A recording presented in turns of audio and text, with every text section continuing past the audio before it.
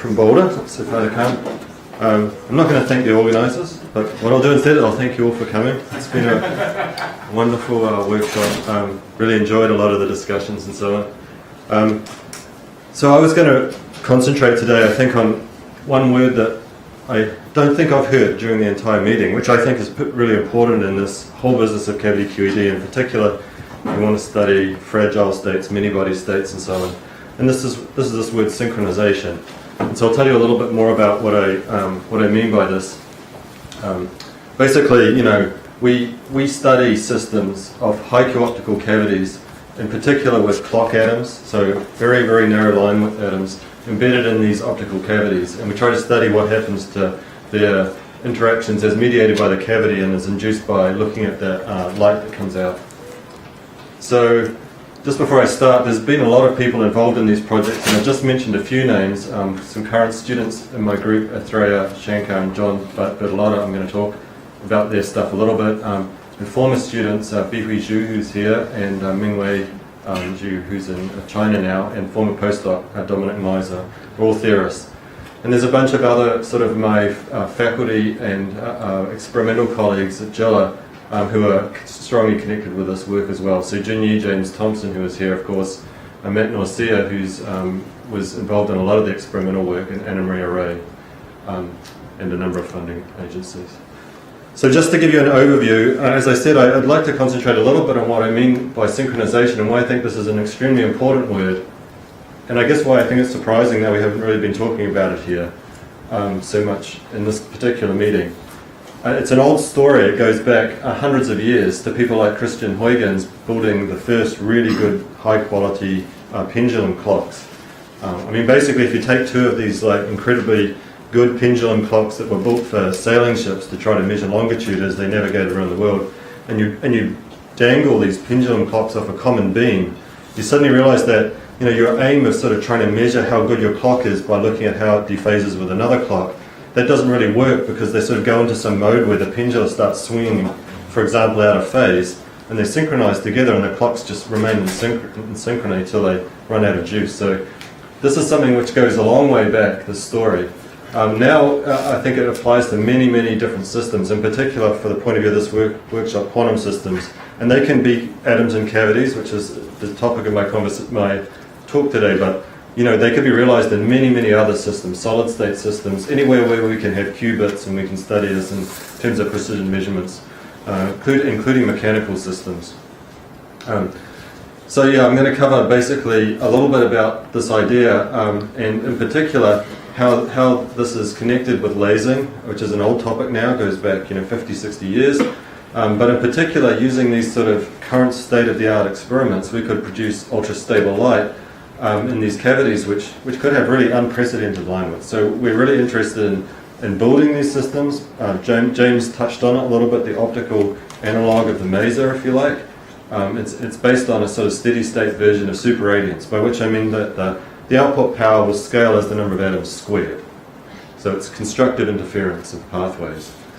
And then I'm going to talk a little bit about mechanical forces, and this is also an important part of the story. It's like, not only do the atoms synchronize, but how does this feed back to modify their spatial behavior, the patterns, and the forces that act back on the atoms. So this is a slide that we all know and love, I'm sure.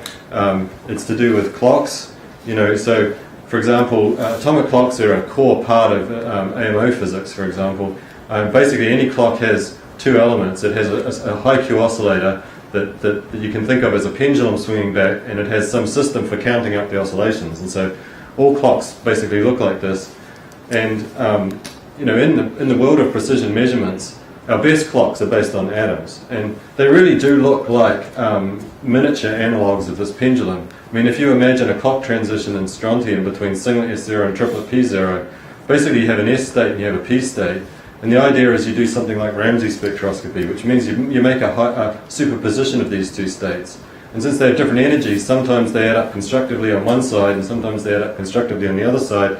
So if you were to look at the electron probability density, you'd see a pendulum. It just swings back and forward, the electron cloud going back and forward across the nucleus.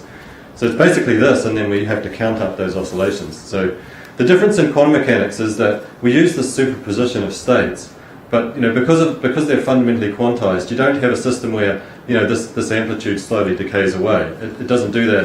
It does other kinds of dissipative events. So we have to study an open quantum system and study how those quantum jumps occur. But it can be extremely high Q. So we can have oscillators of at least 10 to the 16, if not higher. Okay, so that's just the old story of why this is sort of amazing, this field. So one of the real bottlenecks in performance of atomic clocks is the performance of lasers, and that's basically how you read out the clock, how you count the cycles.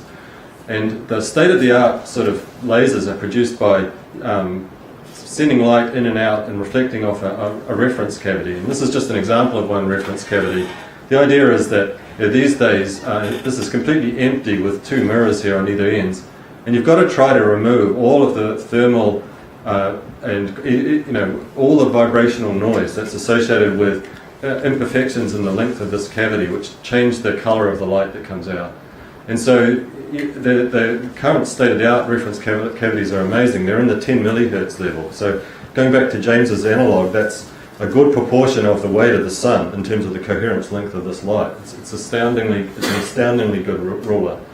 But even so, it's a highly engineered human-made object, and we would like to think about ways of replacing the light, which sort of is oscillating back in between this mirror and is the sort of flywheel for the system, with matter. In other words, we'd like to basically replace this high Q oscillator, which we've engineered and built very carefully out of a single crystal piece of silicon, with something that nature provides, which is a high Q atom, just like I was telling you about with atomic clocks, and have the flywheel, the coherence stored in that collective atomic dipole. And if we could do that, basically we could make a system where we're much less sensitive to these ripples. These are thermal and other vibrations on the mirror surfaces.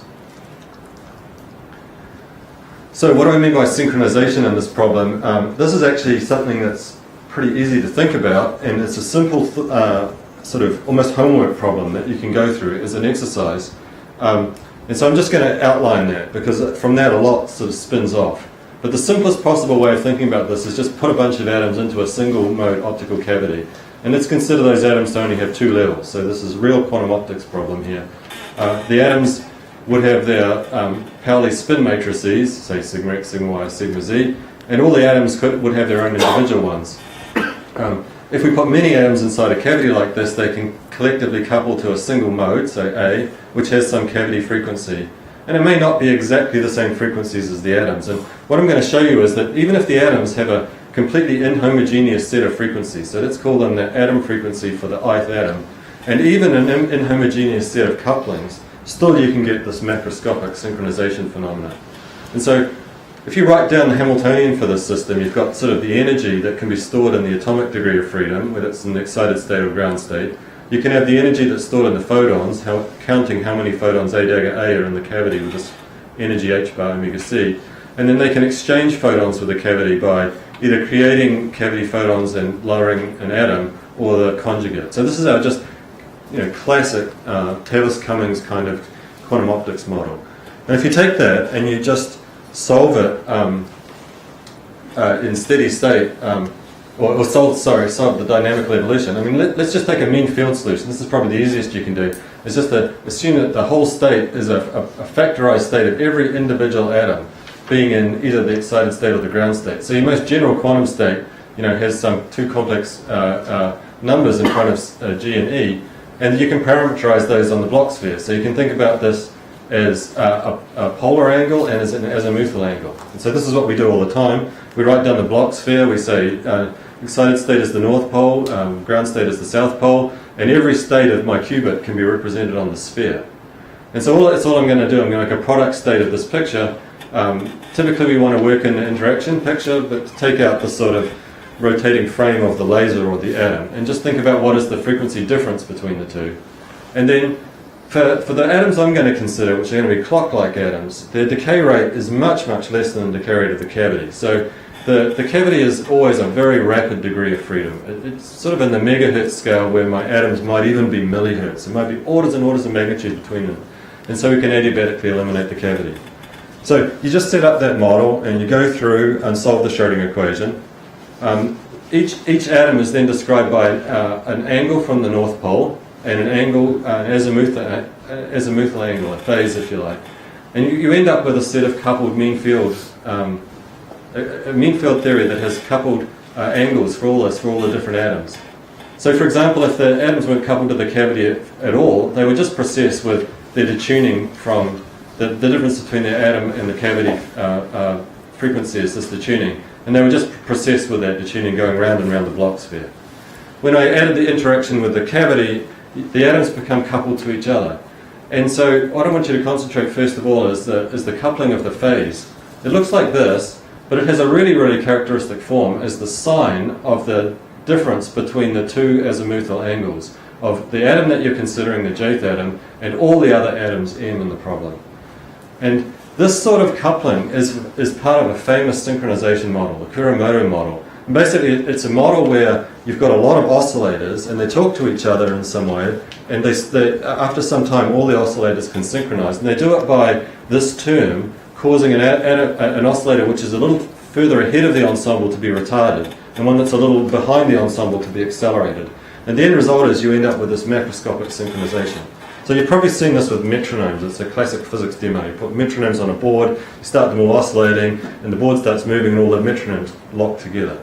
This is exactly the kind of physics that's going on here, but these are our atoms, and in particular, they have omega squared divided by kappa. That's kind of what you get if you adiabatically eliminate the cavity mode, so you might expect that. But they also have a few other things. The sign here means that they'll synchronize most strongly when you're sort of around the equator, and the cotangent in front means that the prefactor of this expression is positive when you're in the northern hemisphere and negative when you're in the southern hemisphere. So this model has a feature, which is that this constant here has to be positive in order to get synchronization. If it's negative, you get no synchronization. This is the reason why you have to have atomic inversion in a laser. You have to have the block vectors in the northern hemisphere, and that way you end up with a synchronized polarization of the medium. So it's exactly the same sort of thing here. So this is just to give you an idea of why this is a very ubiquitous phenomenon. It applies in all sorts of cavity QED systems, so I think it's really general. So first of all, if I just solve, if I've got these two equations I just showed you, let's just simply solve the second equation, and I'm not going to evolve this. I'm just going to fix the value of theta to be at some point in the northern hemisphere. So I'm going to talk about a ring here with a constant latitude. And if I start out with oscillators, all sorts of different frequencies spread with all sorts of random initial phases and just evolve that Kuramoto model like physics, what I see is that some of them get advanced and some of them get retarded, and they start after some time to coalesce. And then after a very long time, they synchronize. They form a dot on the sphere where they all have a common phase. So if we think about this as a collective block vector, it means you're adding up little arrows, and they stretch out to be of order the number of atoms in the system. So it's a macroscopic variable. And then they're basically all radiating in phase, absorbing and emitting photons together. And this is basically the phenomenon of superradiance. So it's strongly connected with this synchronization physics. If you actually solve the whole model, you actually find that doesn't work because the azimuthal variable changes as well. And you see sort of these sort of patterns where this thing tips over and all the atoms go down to the bottom of the sphere. And that can happen by just radiating photons out of the cavity. So clearly there's something missing here. This is actually not even the entire story, because you can actually drive the system into dark states that are not encapsulated at all by mean field theory. So all sorts of interesting things are going to happen here. But from a naive point of view, you can imagine all we need to do is to keep on repumping atoms and put them in the excited state, just like we do in laser physics. And this is sort of what happens if you do that. If you randomly pick out atoms and put them in the North Pole, and then let them slowly interact with all the rest as they radiate photons out of the cavity and then replenish them, you get a kind of a picture of a waterfall where all the atoms are just running down the sphere like this. And while they're doing that, they're talking to all the other atoms and synchronizing. And so you end up with coherent light coming out of the system. So this will always happen when you have a dissipative coupling between high Q oscillators in a cavity. You'll always have this kind of synchronization physics too, as an intrinsic part of the problem. And the stronger you make the coupling, the narrower the spread is. So this is a little bit hand-wavy, but it is at the heart of what really happens. And you can solve these problems for hundreds of atoms exactly in quantum mechanics. It's not, you don't have to resort to mean field theories or approximation methods. So, for example, this shows you what really happens, and it's consistent with this picture that I just talked about. Basically, let's start up here. This is a picture of a bunch of Lorentzians, and they're just showing you what happens as you drive harder, putting more and more, increasing the rate at which you replenish atoms into the north pole of the block sphere. Basically, you see that if you don't drive hard enough, you see a Lorentzian, which is this blue line. I mean, its width is like somewhere all the way back to Colorado. But as you start to increase the rate at which you pump, there's a critical point at which this Lorentzian suddenly narrows, and basically the line width of the light that you get out shrinks incredibly. And this is basically why we call coherent light in a laser coherent. It's the same kind of physics. So we can see that by looking at the two-time correlation function. How is the field amplitude referenced at time t relative to some time origin? And the Fourier transform of this quantity here, which is what this is, just the spectral lines that I'm showing. So we can do that for a whole bunch of different atoms and different pump rates. And we get this sort of phase diagram, if you like, this picture of what happens in steady state. And so this is the line width of the light that comes out, where the dark purple here is sort of, for realistic parameters of these clock experiments, this is like in the millihertz range. And sort of kilohertz is these regions on the outside. So you can sort of see a number of features here. As you pump harder, you're moving along the x-axis, and you can sort of see that if we take a cut along here, there's a sort of certain minimum amount of pump rate before we get a very, very narrow line, and that's just the onset of lasing. That's the threshold for lasing to occur. And then you get extremely narrow light, and if you drive too hard, it starts to become broader again. And that just means you're putting all the atoms up into the North Pole, and I guess on the North Pole there is no azimuthal phase. So at some point this whole idea of producing coherent light has to stop. And that happens because your pump noise is just so large that the synchronization can't occur. So all lasers look like this. You also need a certain number of atoms. So if you go up this way, you see that you need for realistic clock experiments, maybe 10,000 or 100,000 atoms in order to see this kind of thing occur. So let me just make a few comments here about using this for metrology. And that's another thing we probably haven't talked that much about in this meeting, but I think it's also extremely interesting. Whether or not you can improve, most of the clock experiments or the metrology that we do, we think about as single particle physics. But there's a big question about whether we can use many-body physics and the interactions between different atoms, including entanglement and correlations, to improve metrology and to sort of move us in a completely new direction. And let me just show you some of the features of synchronization in this problem. So this is nothing more than, this is the starting part of an AMO course, right? Here we have a Ramsey fringe where we kick a block vector up onto the equator, we let it precess, we do a second rotation, and we measure we measure a population in the excited state of ground state. And if we look at the time interval time in units of 1 upon the detuning between the excited and between the atomic state and the local oscillator, you see these fringes, which are Ramsey fringes and persist forever. So if we take a normal Ramsey fringe problem, we know that there are technical limits that limit the performance of a clock due to various things. So one thing that can happen is spontaneous emission. So if an atom spontaneously emits, it picks up a random phase, and then when I try to do this, I end up with sort of a random excited or ground state component to my resultant metrology signal, and that just means that the fringe contrast is going down. So over time, I see an envelope of my fringes which decreases with the spontaneous emission, inverse of the spontaneous emission rate. So that's something that we have to deal with. And then furthermore, it's typically the case that in normal Ramsey fringes we have more dephasing, like for example the atoms might be colliding with each other and interacting in some way. And so that typically the envelope actually decays faster than that. So we measure that by something we call T2. And that's sort of technical noise, if you like, in general. And something else that we have to mitigate. So nothing in these last few slides have been anything beyond like single particle physics. So the question is, what could we do, or what could happen if we started to have these atoms talking to each other? And the problem is extremely interesting, I think. So here, let me set it up. Like this is probably a simple thought experiment that you could imagine. Put the atoms into a bad cavity, just like I was talking about, allow them to synchronize. You introduce basically the coupling between the atoms through the cavity after I've eliminated the cavity mode. That basically says something about a dissipative coupling between atom I and atom J, and that's at the heart of this synchronization physics.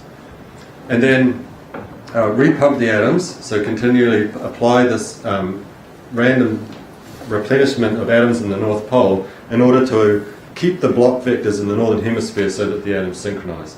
So I set up something that looks like the superradiant laser model that I talked about before, but I want to do it from the point of view of Ramsey fringes. So I'm going to do this, I'm going to apply the same Ramsey sequences, and you might imagine that it's sort of interesting because now if I have an atom which undergoes a dissipative event, maybe it spontaneously emits a photon, and that randomizes its phase, but there are, 10,000 minus one other atoms in the cavity that are all operating in lockstep.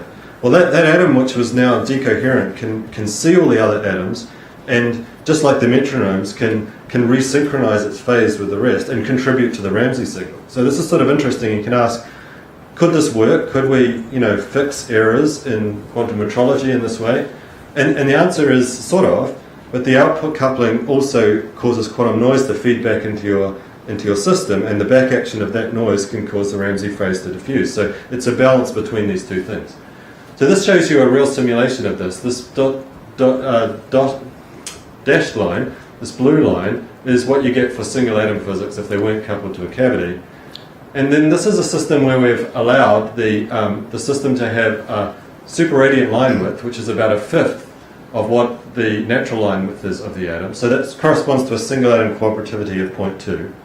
It corresponds to 250 atoms in the cavity, so the many atom cooperativity is much larger than 1. So this is the normal region that you want to work.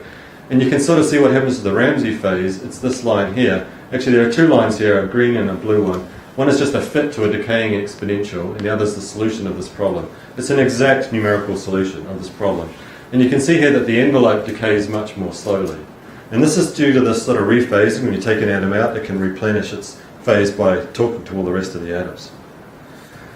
You need a lot of atoms to do this. So this lambda here is just it's e to the minus lambda t. We're just fitting lambda as a parameter, the envelope of the decay of the Ramsey fringe. And this is a function of the number of atoms. And the two horizontal lines here to consider, gamma s is what you have in for single atom physics, so that would be if you just had individual atoms not talking to a cavity. And this gamma c is the line width of the superradiant laser, which is what determines the ultimate threshold, limiting value for this collective behavior. And you can see it crossing over. For very small numbers of atoms, the cavity makes you do worse. You need a critical number before you start to win. But eventually you end up with diffusion being limited by the superradiant laser line width. Well, we know that can be really narrow. I mean, we know that for real numbers of the clock experiments and the strontium experiments, for example, at JILA, this collective line width here can be unbelievably low. It's determined by the single atom line width times the single atom cooperativity. And if you have a system with low single atom cooperativity but many, many atoms, you can end up with extremely low values for this. So it's kind of interesting. One more thing I'd like to show you here is if you decrease if you look at the pump rate, so basically there's an onset for pumping, which is like the threshold of the system to laze. If you pump too hard, it becomes bad because you keep on forcing the atoms into the excited state. You get the most intensity of light in the superradiant laser when this parameter, the pump rate in units of the collective cooperativity, reaches this value of 1/2. So this is where you get the most light, but you actually get the best metrology by pumping much weaker, just above the threshold of the lasing transition. And that's when the noise from the pump is sort of minimized, but you end up with still being able to synchronize the atoms and to get above threshold. So I think that's kind of intuitively understandable that that would work. Okay, I'm just going to quickly show you another aspect of synchronization. So as I told you, there's this old story of Huygens measuring his pendulum clocks by dangling them from a beam and then basically synchronizing together. And the same story can be done here with synchronization in a cavity. You can replace each of those two pendulum clocks by atomic clocks. And so here, for example, in a single cavity, we could imagine we have an atomic clock of red atoms and an atomic clock of blue atoms. And they could be talking to the same cavity mode. So, for example, these red atoms might have a different energy than these blue atoms. So, for example, there could be two different laser frequencies here. And we can operate these in the same cavity where the cavity plays the role of this beam that the two clocks would dangle from. Basically, it's a dissipative coupling between high Q oscillators. And so we have these kinds of ingredients, and I think you'll see that in quantum mechanics it's actually really an interesting problem. So basically, if you have a very large detuning, so these two clocks are well separated, what you see is you basically have two independent running clocks. They don't see each other, they don't talk to each other, and they produce their own color of light.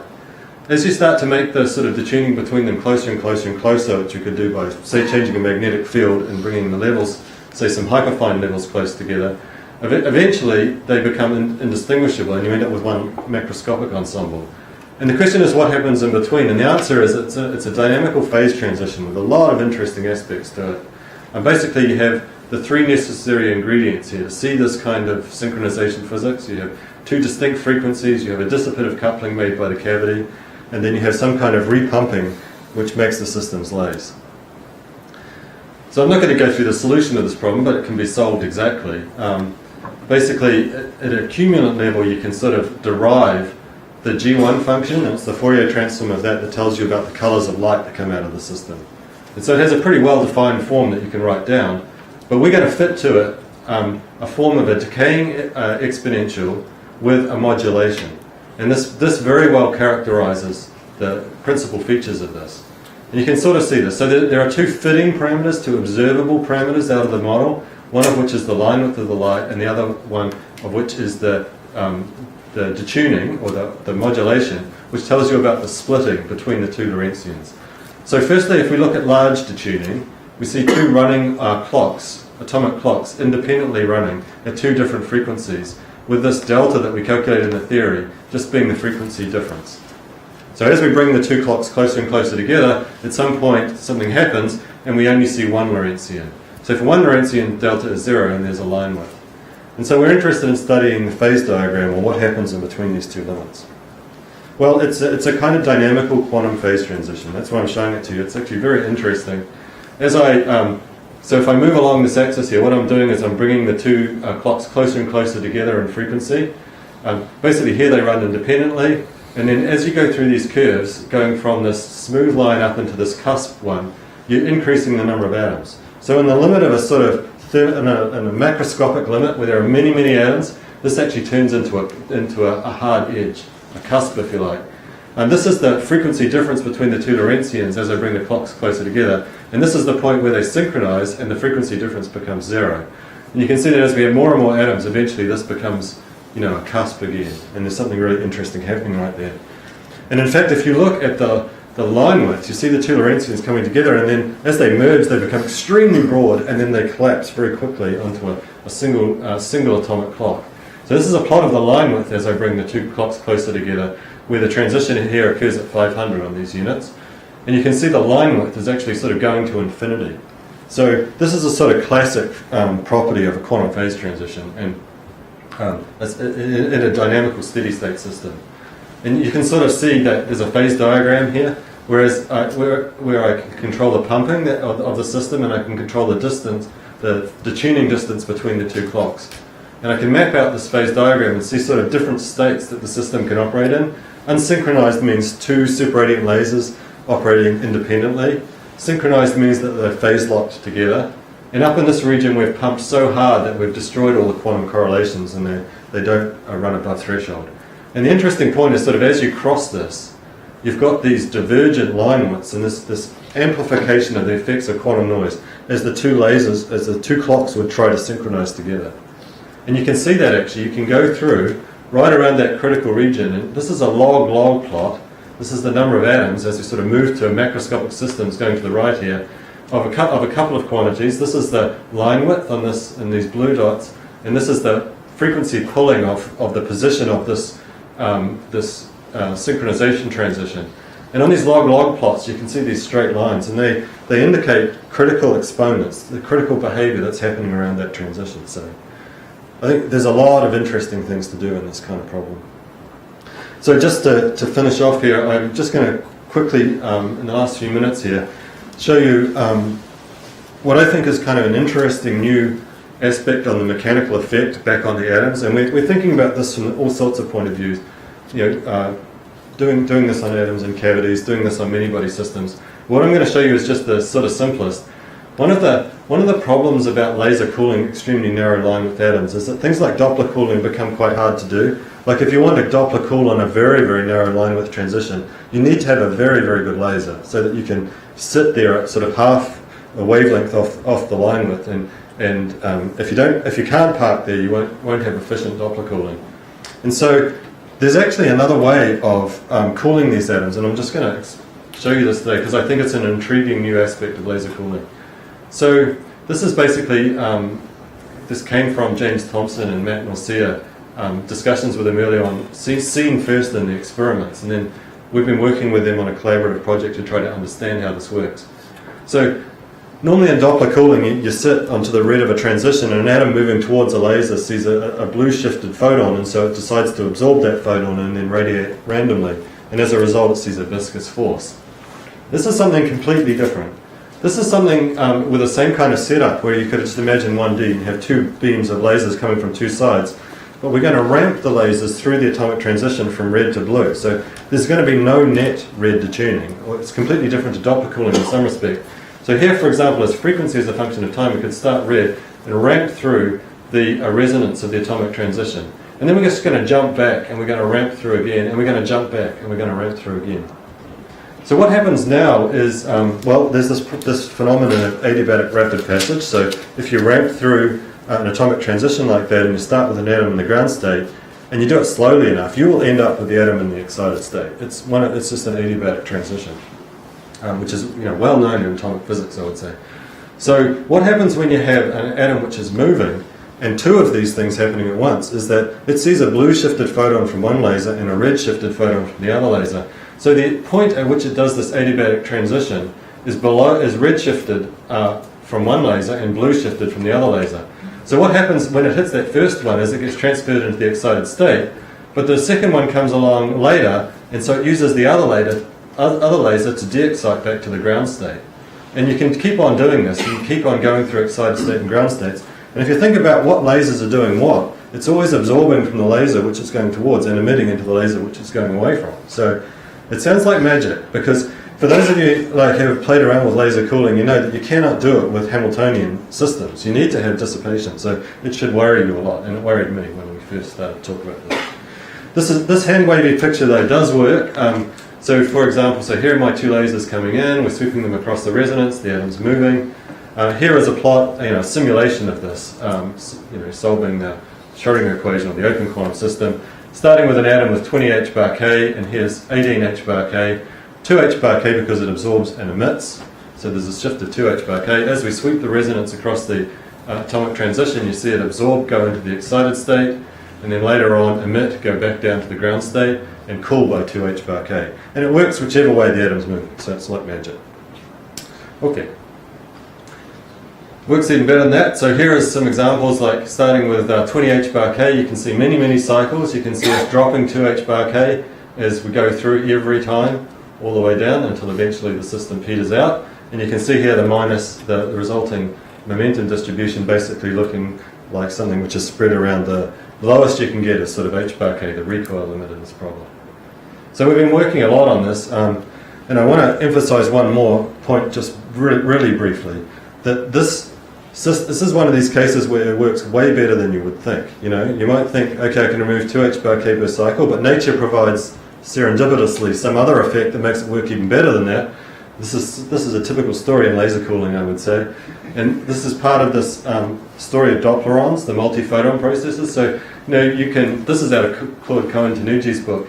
This is well known in Doppler cooling, for example, that you can describe it in terms of these absorption and emission cycles, but there are many photon versions of them. So in Doppler cooling, you can be resonant where you absorb n plus 1 photons and emit n photons, and have a condition on the velocity where this n here causes you to be in resonance.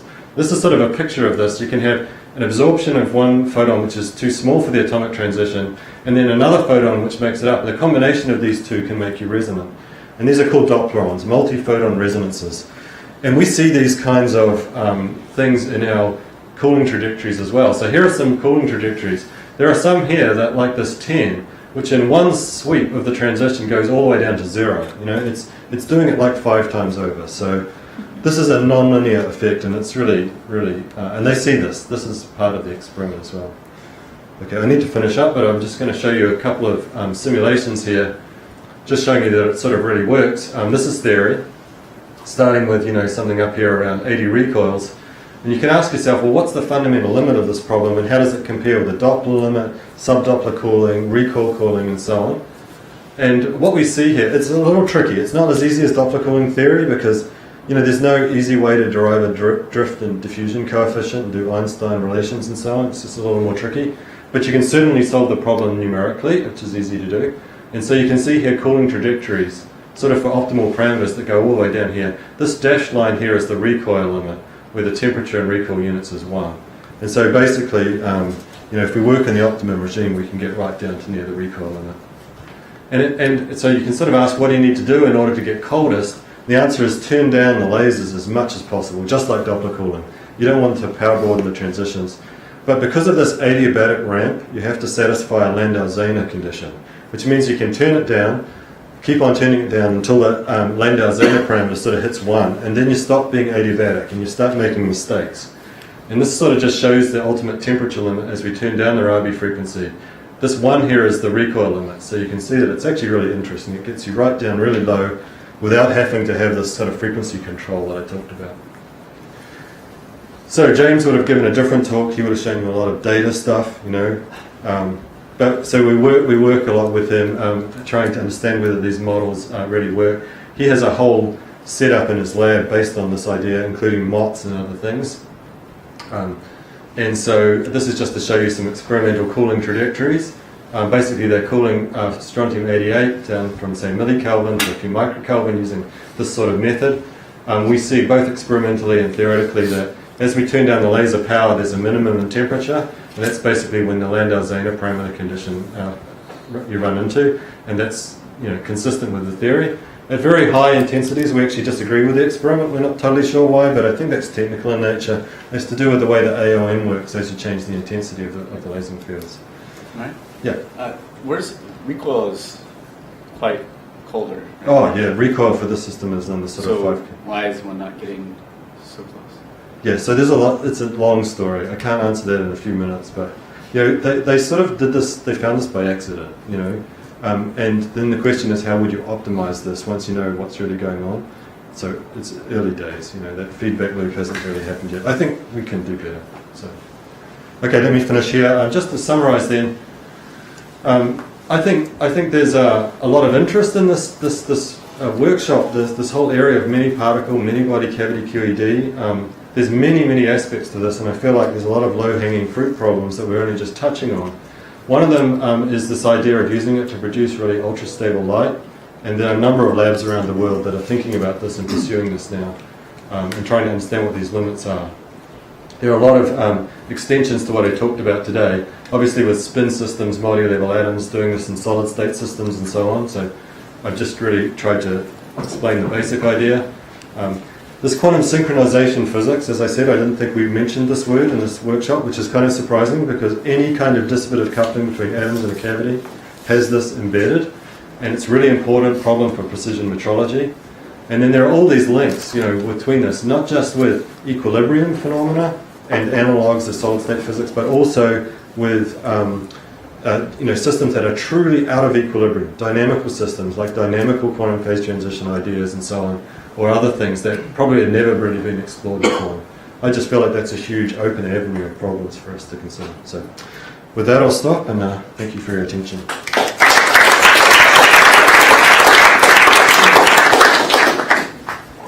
So Murray, you never did tell us about the entropy mystery and how to actually understand how you actually get cooling because of coherence. Yeah, well done. Okay, so when I first heard this, I thought, oh yeah, this is impossible. I what I know from laser physics, you can't do this. There's something going to come in, a gremlin's going to come in and fight against you. And it is true, there is a problem. If you get too cold, what happens is you start making mistakes. The splitting between the two resonances, where it goes to the excited state and back to the ground state, as you get slower and slower, they get closer and closer together. And eventually, it's no longer time ordered. So you start making mistakes. And if you end up in the excited state, and you think about what this does, everything works backwards, and it causes heating and not cooling. you absorb from the wrong laser, and so on. And so you're going to get into some situation where you cool for a little bit and then you head off to infinity. And you're never going to win in terms of statistical physics.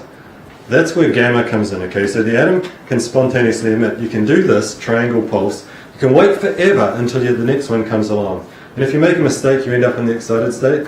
So the little tiny bit of spontaneous emission can fix the errors.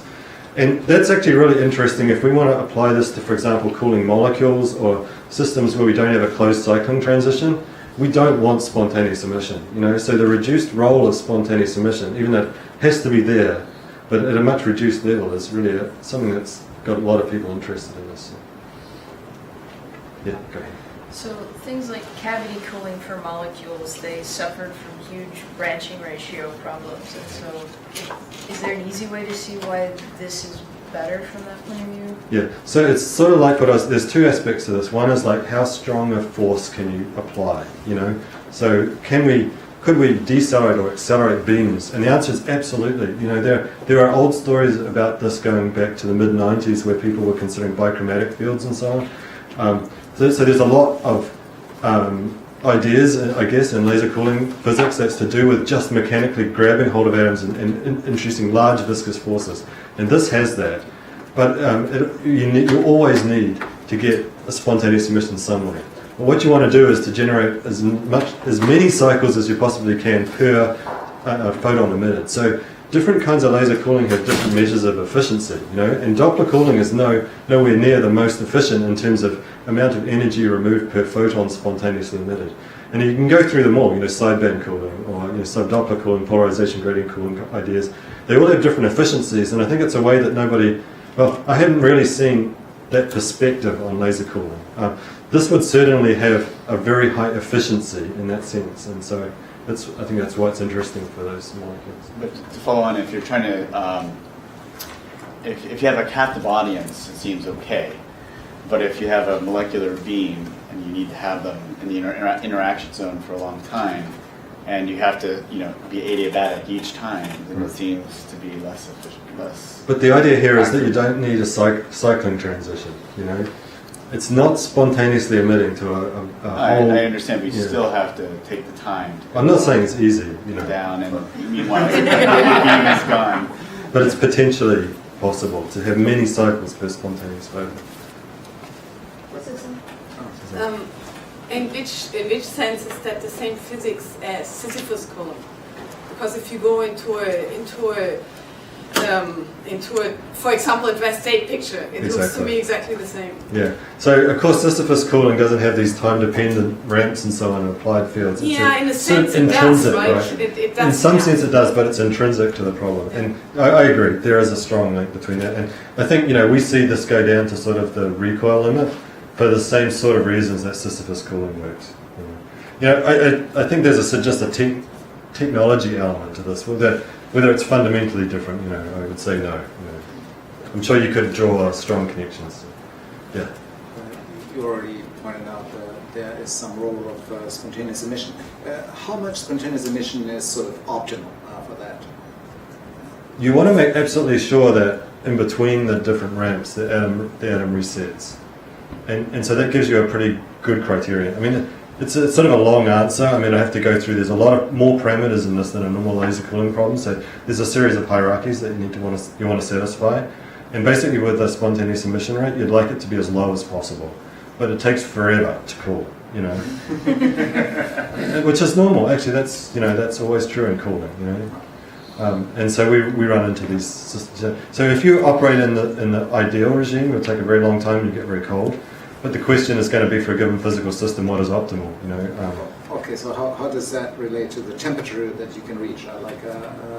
The atom gives me a line that I have at hand. I have a 100 kilohertz line.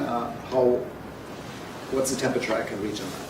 Yeah. So there's nothing in here that contains the line width of the atom. The limit in this theory is the recoil limit. So typically for the systems that we're wanting to consider, the line width of the atom is actually much narrower than the recoil or a border, because we're thinking about clock atoms, and that's where this is most useful, or narrow lines in molecules. Okay, is that a necessary ingredient that you need to be narrower than the recoil? I don't know about necessary. It's the system where this is most useful for. Otherwise, you can just optical, or use standard laser cooling techniques. Maybe I don't just know. try to understand, not do something. Yeah. Okay. I can't say more on that. Okay. Two more questions. Then let's thank our audience.